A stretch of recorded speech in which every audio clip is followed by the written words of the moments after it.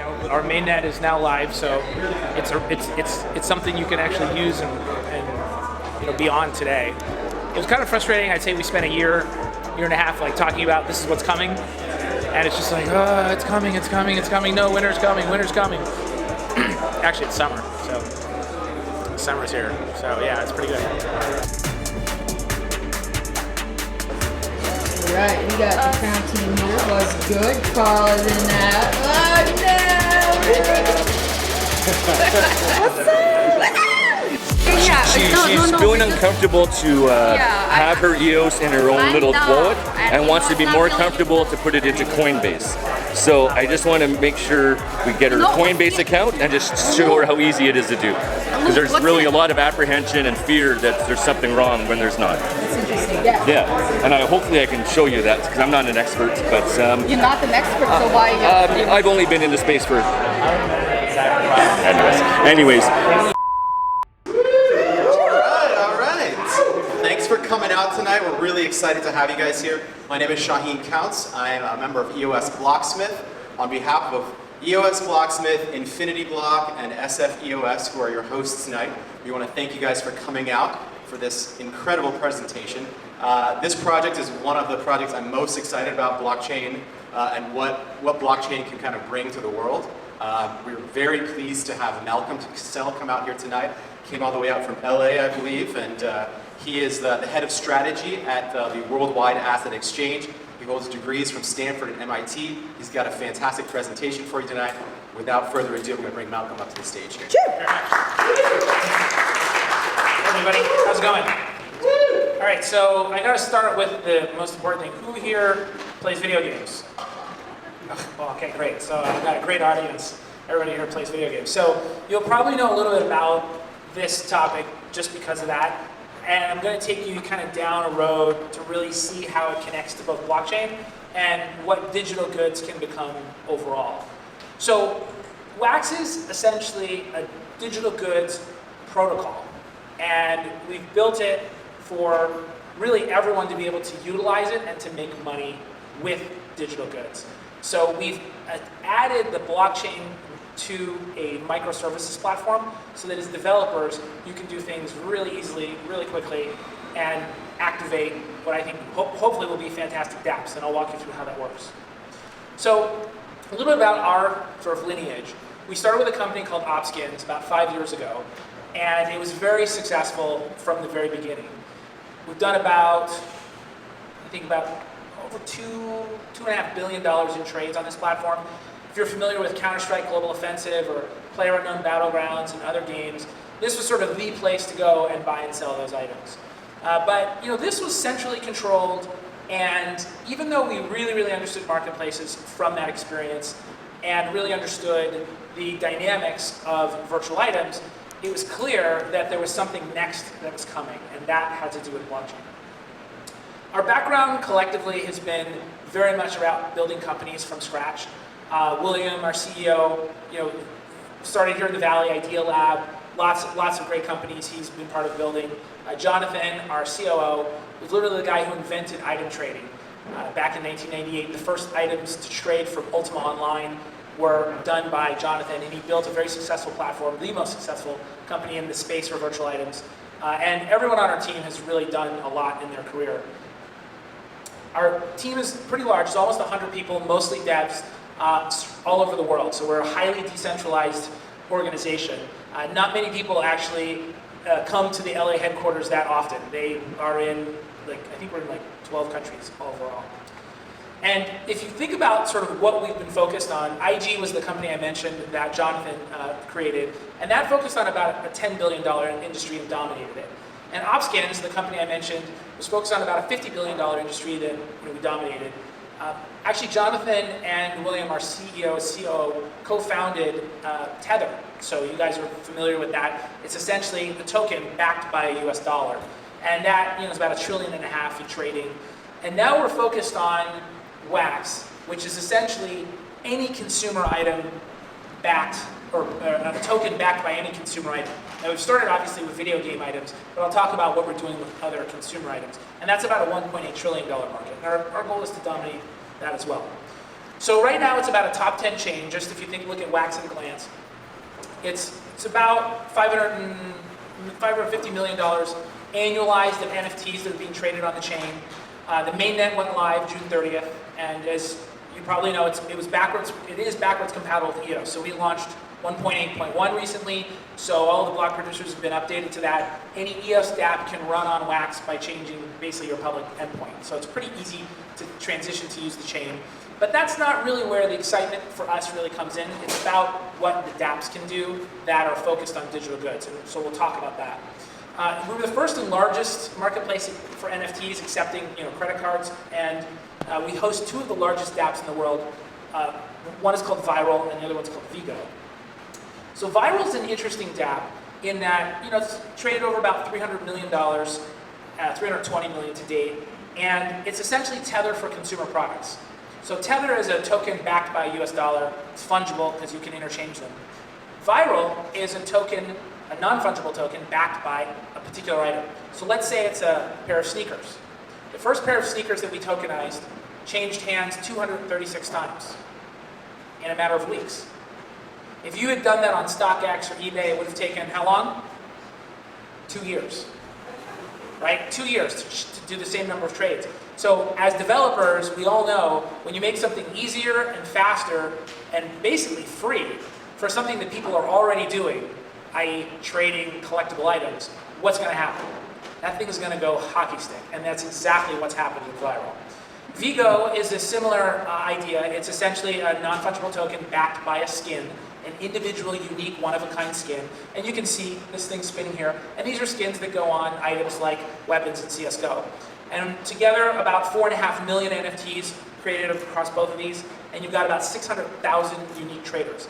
Now these two dApps have run with really organic growth. And so we're really excited about what's coming next. And if you look at sort of what's happened over the last 12 months, that's about 150 million transactions. So it's a pretty sizable amount. So let's talk about the blockchain itself. So simply, its goal is to deliver something that's free, fast, and fair, right? That sounds great, right? So what does that mean? So technically, it's delegated proof of consensus, and you guys are familiar with that if you're familiar with EOS. Delegated proof of stake was essentially the point where we recognized, hey, blockchain could actually support the technical requirements of what we're building. Because we already had so many transactions on Opskins, we said, well, it's impossible to do it with any existing chain. But once we saw the design for delegated proof of stake, it was clear, like, it was coming. In addition, it's got 21 guilds. Those are equivalent to block producers. And all the sort of voting and staking that you would expect. Performance-wise, we're doing quite a bit. Let's see, the max transaction speed is about 500 transactions per second. And we're doing a significant amount just on the chain. You can see that on, if you go to explorer.wax.io, you can see what it is at any given time. And there's lots and lots of integrations. Folks like Lynx and Squirrel, Scatter, Ledger, lots of integrations already live. So we redesigned the governance for some very specific reasons. We spent time with the core devs from EOS, and it was clear that they felt there was a lot of decentralization for the sake of decentralization, and there were a lot of things they would have changed around the governance to make the ecosystem more functional. And one of those is essentially making sure that guilds could earn Wax and that voting essentially was a part of the staking process. What that means is, if you stake and you don't vote, you will not earn all the rewards that you can. So what does that mean? It incentivizes you to vote. Voter apathy is a huge problem. I mean, it's a problem in America as well, right? It's not mandatory to vote, but it's certainly not mandatory to vote in the EOS ecosystem as well. So by attaching those two concepts together, we can maximize the number of people who actually participate and support and vote in the ecosystem.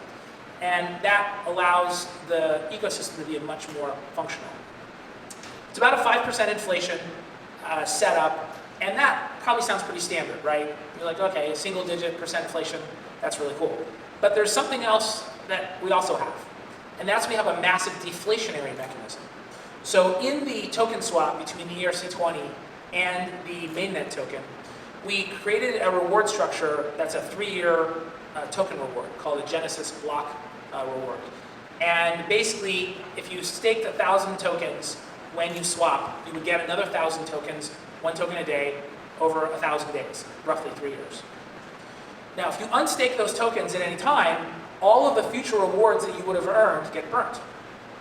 So let's say that you swapped your tokens on day 1 and everyone else in here unstaked their tokens. It means that your percentage ownership relative to the total token supply would double. So that's a 50% deflationary mechanism. Now, of course, it won't be 50% deflationary because not everyone has moved their tokens. But it will be somewhere between 0 and 50. And our best guess, based upon what we're seeing, is it's going to far outweigh the inflation. So we'll see how that goes. But at 5% a year and potential 50% deflation, we think it'll be a net deflationary application to the Wax ecosystem over the next 3 years. We also thought about this idea of an inspector general, and this again goes to governance. Because the problem with block producers, or guilds, in our ecosystem is they want to be fairly ranked and rated so that they can get into the top 21. So we've designed an office that will essentially do that evaluation, and then people can vote with those rankings in mind. And that means that if you're driving community, or you're helping to educate, or you're bringing on new users, or you're building cool tools, that is going to push you up in the rankings. Of course, you have to have the technical expertise to be a guild. But assuming that's equal, because a lot of people can do that, what separates folks? And so this is a third party that would be paid again out of the inflation pool.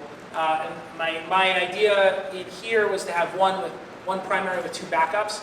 One so that if one of the folks in the inspector pool is also a block producer, that they're not evaluating themselves, and then also you have backup if something happens. So this system and scoring system, we're actually putting out to the community to finalize once we have our worker proposal system live. So this is probably familiar to you as well if you're familiar with EOS. So the worker proposal system was scrapped in the EOS community, much to everyone's disappointment. They burned all those tokens that were set aside for it. We're doing the opposite, where we're making sure this system gets stood up ASAP. So there's a group out of Hong Kong EOS folks we're working with. They are going to be launching a beta for this very soon. We're really excited because they built it already, so they've obviously retrofitted it for Wax, and that will then hopefully be the first version of the worker proposal system. One of the first things we want to put on the worker proposal system is, hey, build out the Office of Inspector General, all of the reporting, all of the transparency, the voting, and so forth.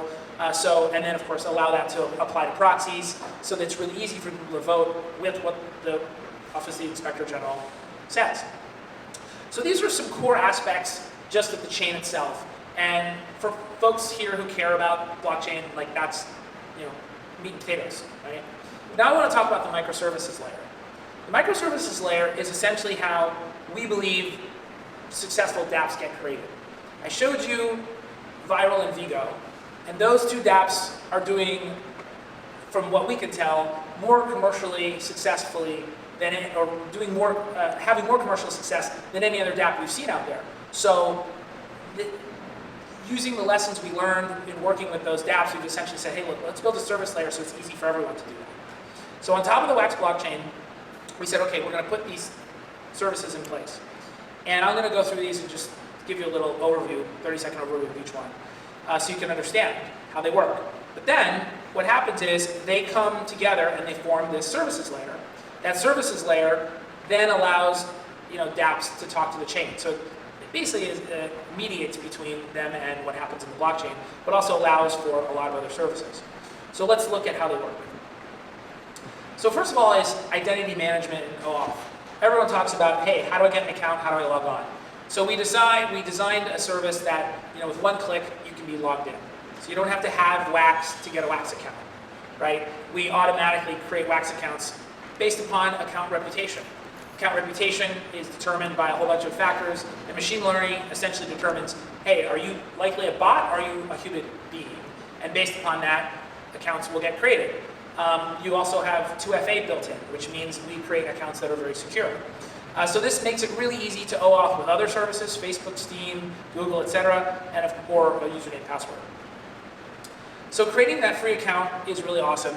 With that, then you can view, gift, and trade your non-fungible tokens, whatever those things are. Now, with that, you can vote and stake and do all the sort of crypto-y stuff. But you don't have to. You can literally just focus on my wallet has stuff in it, I can trade it, I can buy it, I can sell it. So really, really simple. It's the place to see all your stuff. Then trading. So who's familiar with Steam? Yeah, Steam, okay. So this is essentially a version of Steam that we built. It's one of the pieces of technology we're most proud of. It is really, really fast, very, very powerful. And the ability to trade things and move them back and forth is a game changer for folks because they don't have to rely upon a Steam or some game company to enable that. We built this and anyone can use it. And believe me, hundreds and hundreds of developers already are. We also built a visual explorer. Now this microservice is really interesting because it allows you to really see not just what an item is, but it's usable. It's got 3D images, you can see ownership, and really, really cool interactive functionality. So you can go in, see 3D items, and interact with them. So it's really, really fun, and it's a fantastic way to present the items that are being traded. It's not some very cryptic looking block explorer. We also launched this blockchain-based NFT creator. So in seconds, you can build NFTs. And this is WYSIWYG. There's also an API version available. When we launched this, we had well over 100,000 NFTs created in the first 2 weeks alone. So it was very, very popular. People really like it, and they're starting to use it. This has a lot of cool features. You can make one that's backed by a US dollar if you wanted. So for example, let's say you wanted to create 1 million coins, or let's call them digital items. So 1 million stickers. Let's call it starfish, right? Where it's the location starfish. So we say you're going to create 1 million starfish stickers, and each one I'm going to back by $1. You deposit the money on our platform, and that virtual item will always sell for $1. You just created a stable coin. So there's a lot of really new, interesting models that could be created. I can imagine every university in the country is going to have a stable coin of its own before we know it. So I think Facebook Libra is going to be way too late to the game if people decide to use virtual items to do that instead. On-chain random number generation. This is really powerful because, as you know, video games and most applications have some randomized element to it. Well, now you can prove that it's fair. Most of that has been done off-chain, and how do you know if it was real? If it was legitimately calculated? Well, now you do.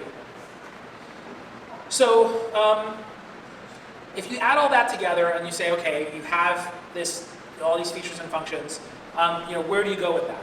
Well, now that the mainnet is live, we have some block producers that have been working since June 30th.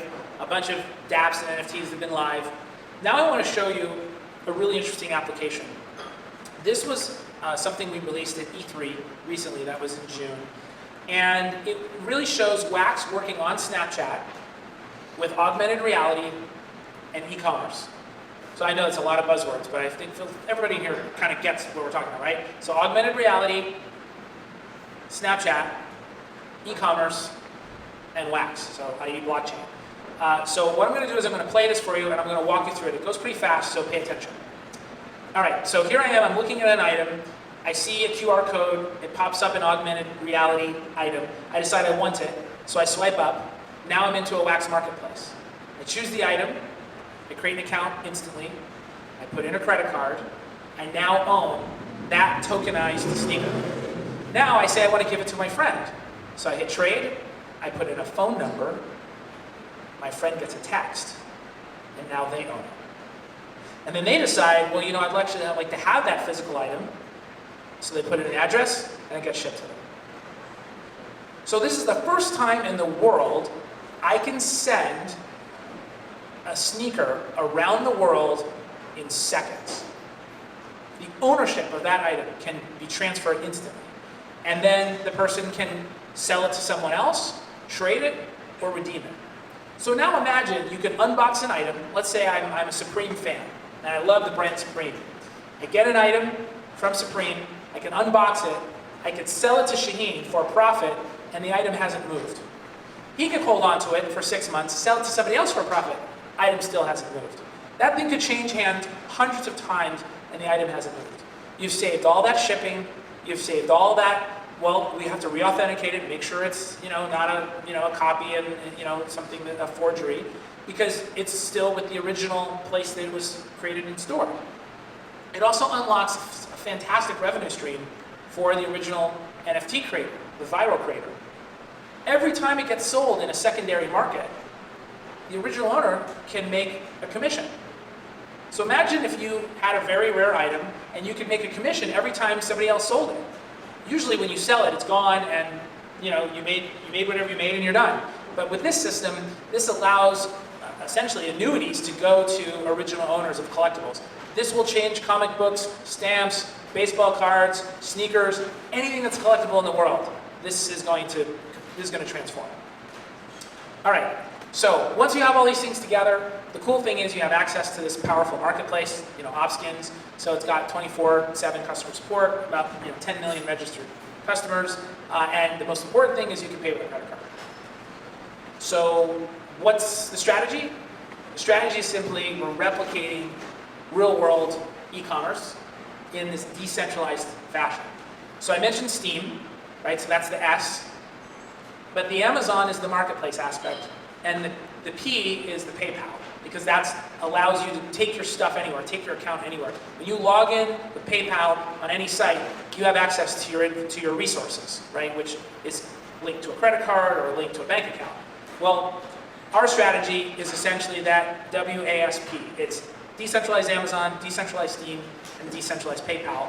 All of that together essentially allows you to build new businesses. And we think this is going to enable billions of dollars of new commerce, because people are going to be able to build digital goods businesses focused on their audiences. I have a conversation every week with a company that's like when I explain to them what's possible, the light bulb goes off.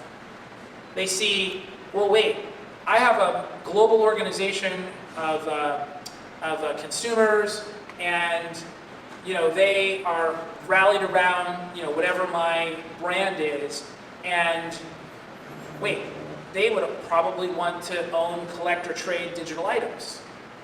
And I'm seeing this in industries that I thought would have nothing to do with games, in financial services, in advertising, in clothing, brands, just right on down the list. So what I'm already starting to see, and this was our hypothesis 2 years ago, was that digital goods will permeate anything and everything you can think of.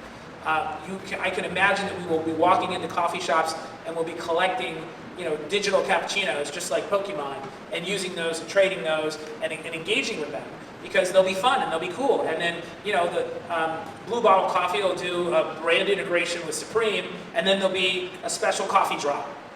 And so those kinds of things, those kinds of ways of engaging consumers is already starting to happen, and so that's why we're pretty excited. So that's it. If you have an EOS dApp, it's kind of all the benefits of EOS plus the microservices, and you can check out the QR code to learn more. It's wax.io/dapps, and I'm going to give away free NFTs to anyone here who wants a cool NFT. We created a special one just for tonight for you guys. So the way you do it is you essentially go to wax.io, you sign up for the newsletter, and you create an account. And if you do those two things before midnight, you will get an NFT dropped into your account in the next day or so. So, and you'll see how cool it is to get, NFTs. So I'm pretty much done with the main, presentation of what I want to tell you guys about, and we'll just open it up for questions. Is that cool? Perfect. All right, who's got a question? You in the back. Yeah. So the question was, you like the voting and staking. Are we concerned about the ability for auto voting and proxy? So, to be honest, I would love for everyone to vote, but I think it's unrealistic to expect everyone to directly get engaged, read all the worker proposals, read all the background and ranking of what the Office of Inspector General comes up with. I think proxies are realistically where things are going to end up, and it makes sense from a convenience standpoint.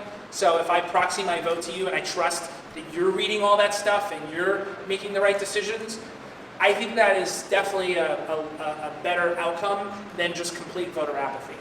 So it's not the ideal, but we also know that just because I own a bunch of wax and I'm staking, doesn't mean that I'm going to take the time to read everything, and I'm certainly not going to evaluate any work and proposal program. Especially if, for example, I wasn't technical, I wouldn't even really have a good context for it. So in some way, you do have to delegate or proxy your votes, I think, to get the best outcome.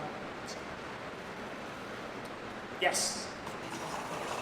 Yeah, so the question was, let's say I'm a comic book store owner and my tokenized comic book gets traded, who pays for the space that that comic book's taking up?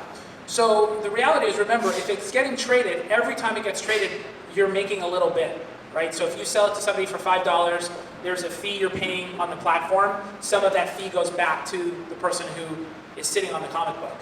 And so they'll actually earn way more for items in a secondary trade scenario, like I just described, than they would paying storage and waiting for somebody to buy it. If that makes sense. Because they're earning essentially an annuity every time it changes hands. Yeah, I understand. Yeah, I'll give you an example. If you had, let's say, bottles of wine sitting in a warehouse, right? The likelihood that that bottle is going to sell is very, very low. Okay, it's infinitely lower than if actually somebody can click a button and actually buy it. So you have to just look at what's the potential revenue for me on a bunch of assets sitting in a warehouse when they're like nobody can see them. You literally have to go into the warehouse and look at it, or look on a spreadsheet and go there and purchase it, versus it being in a digital inventory on a global exchange. So, it's like night and day, right, in terms of the revenue potential. So whatever they're paying for storage today, they're going to be making more by having it on a secondary market. So that's like, I think, the easy math. Can you do for commodities like maple syrup? Yeah, so the question was, can you use it for commodities like maple syrup? Well, tokenized stuff, could be anything. We've done it for what we thought was essentially a much more, I won't say a killer app in a way, because there's just unmet demand to trade items that don't have to be re-authenticated each time. I don't know what the demand would be for commodity items, but we have seen a lot of interest in certain kinds of things, so I think we'll see some activity around it. I just don't know how long of a tail it is. But we'll get there. So the question is, how do you validate the authenticity of a real-world item? So I'm going to tell you kind of where we are today and where I see it going to. So today, all the items that are on there are basically brand new items that are either sitting in a manufacturer's warehouse or an authorized distributor. So we have as much trust and faith in them as we would if we bought something off of Amazon today, because we know, like, it's their business and they have to deliver and fulfill that item. So that's like 99% of the items on there sit in that category. So we're all relatively confident, yeah, this is fine and it works. And we've had no problems with fulfillment to date, with all the transactions we've done. Eventually, I want to have anyone be a fulfillment partner. So there's a couple ways to do that. One model would be, hey, you stake some wax, right, that basically gives you a certain amount of inventory that you're allowed to sell. And think of it almost like what you would do if you bonded a warehouse. So we're sort of thinking along the lines of a bonded warehousing model to verify that the stuff that you're selling is actually legit. And if it's not, if somebody gets it and they're like, hey, this isn't real, then your staked tokens get taken away with a penalty. So the idea is that you're more incentivized to do the right thing in the ecosystem because you would lose more by doing something fraudulent. So that's the basic idea. That is down the road. We're not there yet. Right now, the items that are being traded are pretty much all first-run items. So we don't have that problem. But they are authenticated. The sneakers, there is a third-party authenticator. If you go on the Explorer and you look under sneakers, you'll see a lot of them have a stamp of authentication, because basically once they get over a certain price point, like even if it's new, you still want to validate it and make sure. When you see a pair of sneakers for $3,000, like you want to make sure that it's legit. So. The question was, what if the warehouse burns down? Well, warehouses today are bonded, so they have insurance that would cover the losses for something like that. So then that insurance money would then cover the losses for somebody who's holding an item that can't get fulfilled. So then the token, though, is assigned to something else that's not original. Say it again? The token is then attached to something that's not original anymore. Well, yes, but there's a value associated with it, and that's the value that gets reimbursed. So if you owned a baseball card sitting in a warehouse that was worth $1,000, and the baseball card goes poof, but I give you the $1,000, you're like, meh, I'll go buy another one. So the question was, if I lose my password, do I lose my ownership? So as you saw, when you create an account, it's two-factor authenticated. So if you do lose your password, there is a password reset mechanism today, and the 24-hour customer service will go to great lengths, especially if your account has a lot of items in it. Okay, you need to video call this, we need to verify it's you need to send 19 forms of identification to prove. So we do that for accounts, because we have accounts that, I mean, we have skins that sold for over $60,000. So we have accounts that have millions of dollars of inventory in them. So we go to very great lengths to make sure that, you know, even if they lose access, we make sure that they're legitimate. So. Who determines, the market determines the value of these goods? The question was, who determines the value of those goods? Yeah, this is all supply and demand. So one of the things we sort of sit as a intermediary between a buyer and a seller, and so we never determine price. We just facilitate a buyer and a seller to get together. So that's why, in a way, we're sort of agnostic. People say, well, what games are popular? And our answer is always, we don't really care, because if people want it, people will be selling it, and this is where they'll do it. So if it's today it's one game, and tomorrow it's another game, or today it's sneakers, and tomorrow it's, you know, something else, like this will hopefully be the place they do it. Okay, so you talked about financial services as a sector that are also looking into digital virtual goods. What kind of goods are they, like financial services? Yeah, well, I mean, one of the ideas that I've been talking to a big company about is essentially they want to have incentive programs to drive further engagement. Right. So if I, as you know, financial services spend a lot of time figuring out how to get you to come back and use their products. So, you know, they used to give out toasters in a bank.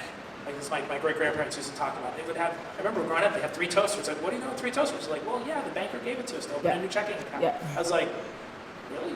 Anyway, so now, you know, there's all kinds of other incentives. You know, they'll give you discounts to go on vacation, or, you know, to use other services. So I think a lot of folks in the financial services ecosystem recognize that the millennial generation and the Gen Z generation don't care about toasters, right? They care about digital items, and they're trying to figure out, well, we still have this money going to Fortnite for skins, like how do we engage that mentality? And so now they realize this is an open platform for them to create digital items and to engage people with digital items. Yeah. So I think of it as user acquisition. Yeah. We have time? No, we have time. But so, Or some more questions? is there some more questions? Yeah. Go ahead. Yeah, can you talk a little bit about the viability and thinking around the microservices? What you listed off was at least a half dozen different products or protocols or solutions or whatever, and it just seems like a lot. So, I mean, there's actual entities, companies that are just purely focused on individual items that you mentioned. So.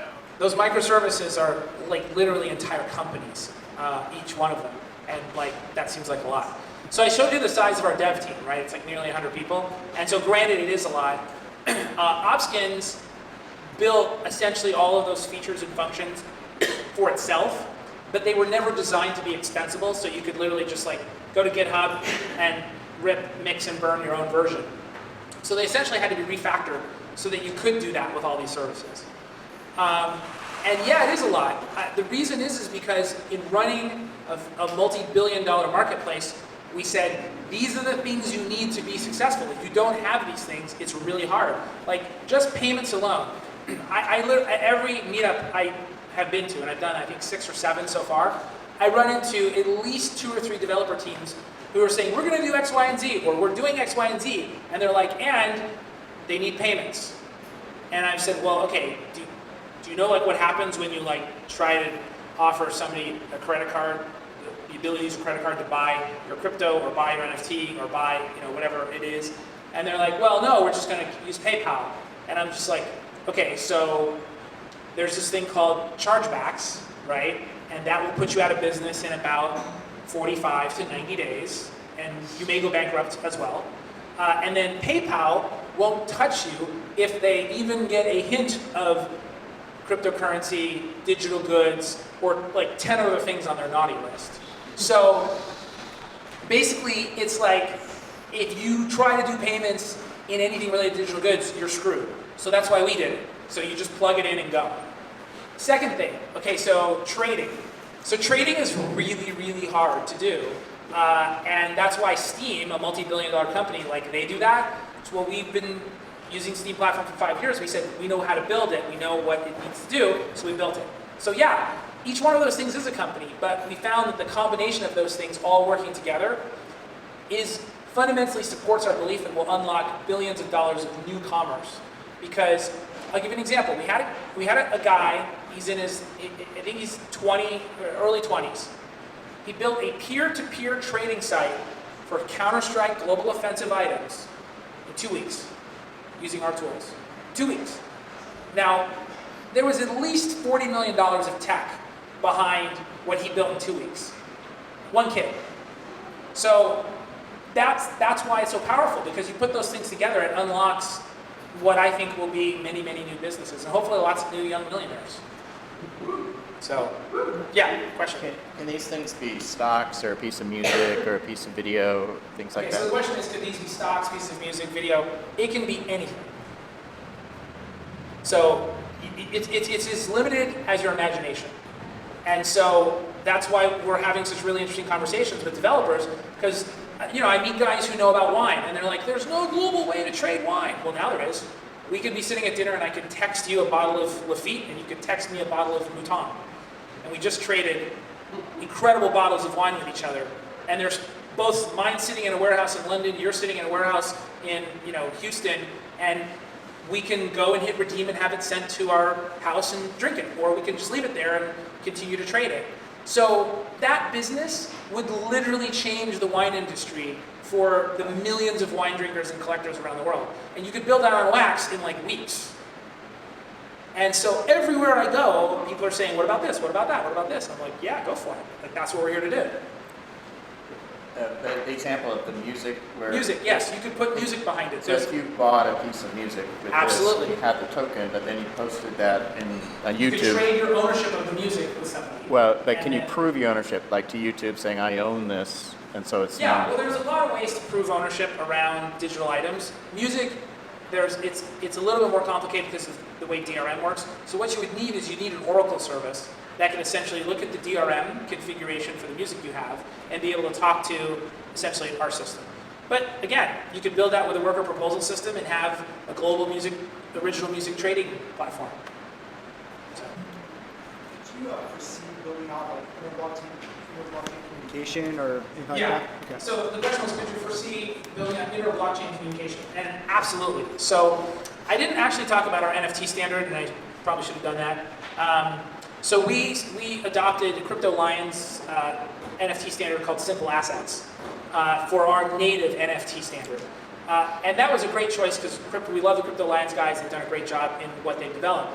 But we're also working with D-Goods, and we're also working with the folks at Clayton who have the Korean flavor of Ethereum. And of course, all the Ethereum items will be interoperable with Ethereum microservices that can basically look at the Ethereum chain and the Wax chain. So interoperability is kind of fundamental to this whole mechanism because, as I was saying earlier, we don't care what's popular. We want to just make sure that we allow it to trade on top of the rails that we've created. So if something requires integration with Icon or with Ripple or with Tron or whatever it is, like that's just some code that has to get written. And the moment that item goes into the ecosystem, now you have access to all the tools. So that's kind of our fundamental, actually the original idea behind guilds was that, transfer agents was essentially this idea that you'd be able to make any asset tradable on the ecosystem. Any asset. So whether it's music, you would build essentially a music interoperability. If you want to do commodities, you do a commodity interoperability. And then it just plugs in and you get access to everything. The question was, will the price be denominated in Wax tokens? We fundamentally believe it's about fiat. So everything's always been denominated in fiat and will continue to. However, there is an incentive I could see offering if you decide to receive your payment in Wax or pay in Wax.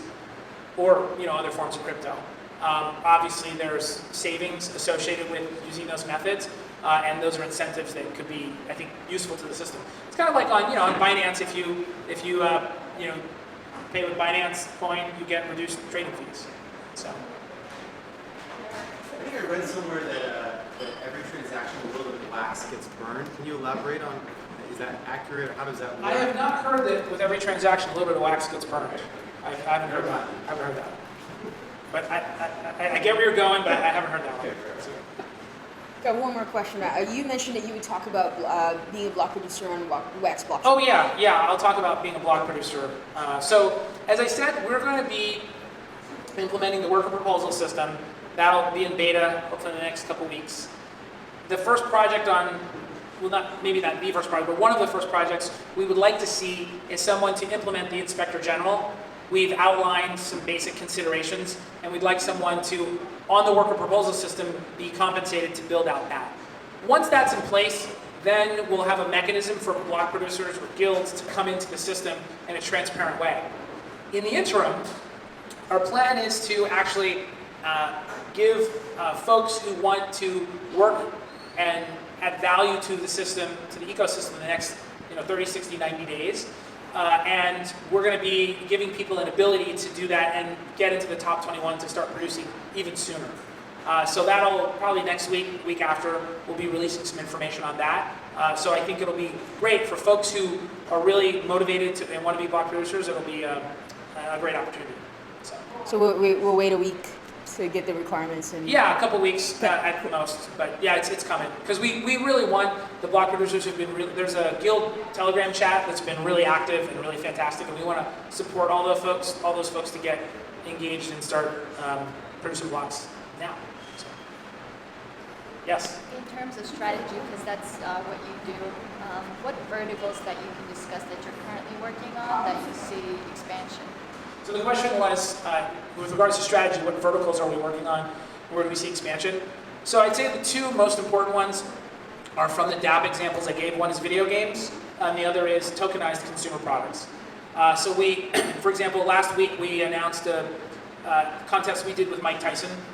And Mike essentially signed some gloves, and he signed some shoes, and now he owns a football team with this group called Fan Controlled Football League, and we tokenized that. And so we're working with the Fan Controlled Football League guys, so it's essentially the first football league that is like real football matched with video games, so the fans control the plays. So it's going to be fantastic. And we're building the virtual items that work with the merchandise there, and obviously the celebrity team owners like Mike Tyson. So that's essentially a mashup of video game world and physical items. So those are kind of the two most important verticals. But as you know, video games is a $140 billion industry, so there's a lot of opportunity there. And physical items, in terms of e-commerce, is like 1.8 trillion, so there's a lot of opportunity there. So that'll keep us busy for a while. There was a question back here. Yeah, you again? You mentioned that the token distribution and token inflation is different from yields. Can you say more about that? Yeah, sure. So I mentioned the deflationary component. There is no deflationary component really built into EOS. And so that's one, obviously, big difference. The inflationary component is similar. It's about 5%. It's split between essentially guilds, staking rewards, and the worker proposal system. So these are the three main categories of the inflation. And then the deflation comes from the Genesis block rewards. And there's some great blog posts on it on our site if you want to read more about it. What's the cost to onboard a user onto Wax?